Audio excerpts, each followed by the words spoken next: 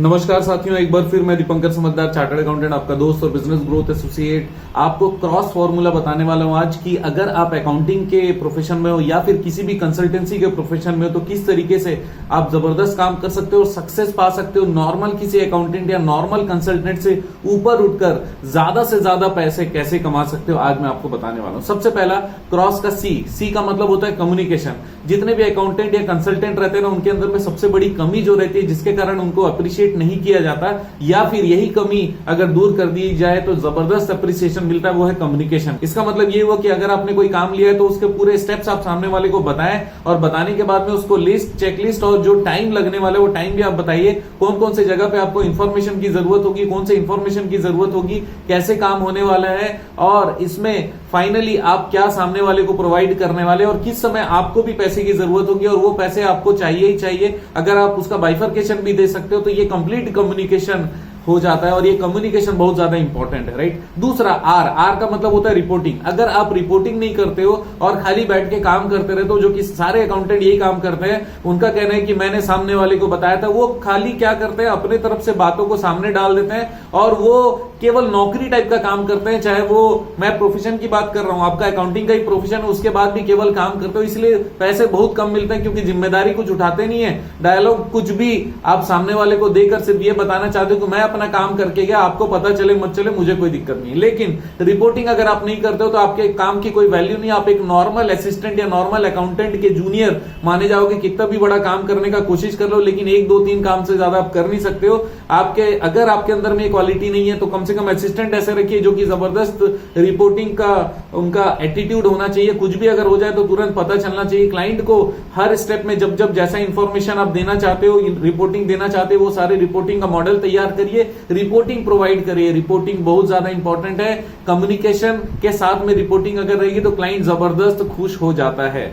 Next है ओ का मतलब होता है ऑब्जेक्टिव। ऑब्जेक्टिवली हम लोग को बताना पड़ेगा कि सर ये जो आप चाहते हो उसका कारण ये है, उससे फायदा ये है और आपको क्या क्या बेनिफिट्स हो सकता है और किस तरीके से हम लोग को काम करना पड़ेगा। आपको कौन सा डॉक्यूमेंट समय पर देने होंगे, कब आप मुझसे ये मांग सकते हो कि सर आपका काम हुआ या नहीं हुआ, और कंप्लीट पर्पस उस काम का। चाहे वो अकाउंटिंग को बोले, अकाउंटिंग में क्या पर्पस हो सकता है। अकाउंटिंग का पर्पस हो सकता है कि केवल ऑडिट कराना है या फिर आपको महीने में ये जानना है कि आपका प्रॉफिट है लॉस कितना है, जिसके बेसिस पर आप डिसीजन लेने वाले हो। MIS मतलब मैनेजमेंट इंफॉर्मेशन सिस्टम, पूरा सिस्टम डिपेंड करता है आपके ऑब्जेक्टिव के ऊपर। अगर आपको लगता है नहीं बस अकाउंटिंग होना चाहिए, GST टाइम पे पढ़ना चाहिए, TDS टाइम पे पड़ जाना चाहिए और मुझे कुछ नहीं चाहिए, मुझे बस हेडेक नहीं चाहिए गवर्नमेंट का, तो वैसा बनाइए अपना ऑब्जेक्टिव कि भाई मुझे कम्युनिकेशन के साथ में हम लोग को बताना पड़ेगा कि क्या क्या कंप्लायंसेस होने चाहिए, वो समय पर हुए कि नहीं हुए, राइट। तो ऑब्जेक्टिव अगर क्लियर रहेगा तो आपको काम करने में आसानी होगी। ऑब्जेक्टिव के हिसाब से ही कम्युनिकेशन होगा, ऑब्जेक्टिव के हिसाब से ही रिपोर्टिंग होने वाली। एक और बहुत इंपॉर्टेंट चीज है सजेशन। अगर आप सजेस्टिव मोड में नहीं आते हो, केवल लेबर जैसे काम करते हो, तो आपको कोई वैल्यू नहीं देने वाला है। सजेशन सबसे बड़ा चीज होता है, क्योंकि अगर हम लोग अपना ओपिनियन सामने वाले को दें और पूरे कारणों के साथ दें और हम बताएं कि सर इस गिवन सिचुएशन में आप जो ये बता रहे हो ये मैं करने के लिए तैयार हूं, सबसे पहली बात आपकी बात सही है, लेकिन क्या मैं अपनी राय आपको दे सकता हूं, यस और नो। अगर हाँ तो फिर मेरे ये 2 3 राय और राय के पीछे ये कारण है, अगर आप इसको फॉलो करते हो तो ये आउटकम या रिजल्ट आने की संभावना है। तो अगर आप चाहो तो मैं आपकी इसमें मदद कर सकता हूं, या फिर अगर आप मेरे सजेशन को नहीं भी मानते हो, मुझे कोई भी दिक्कत नहीं, मैं आपके काम तो करने पहले से भी रेडी था। तो इससे क्या हो जाता है, सामने वाले को पता रहता है कि अगले बार कुछ भी काम करना रहता है ना, तो एक बार जरूर सोचता है कि दीपंकर सर से एक बार पूछ लेता हूँ, ये जो अकाउंटेंट है उससे पूछ लेता हूँ। ऐसे सारे लोगों के लिए एप्लीकेबल है जो मैं बोल रहा हूं, चाहे वो कॉस्ट अकाउंटेंट हो, चार्टर्ड अकाउंटेंट हो, वो कंपनी सेक्रेटरी हो, अकाउंटेंट हो या फिर नॉर्मल प्रैक्टिशनर हो।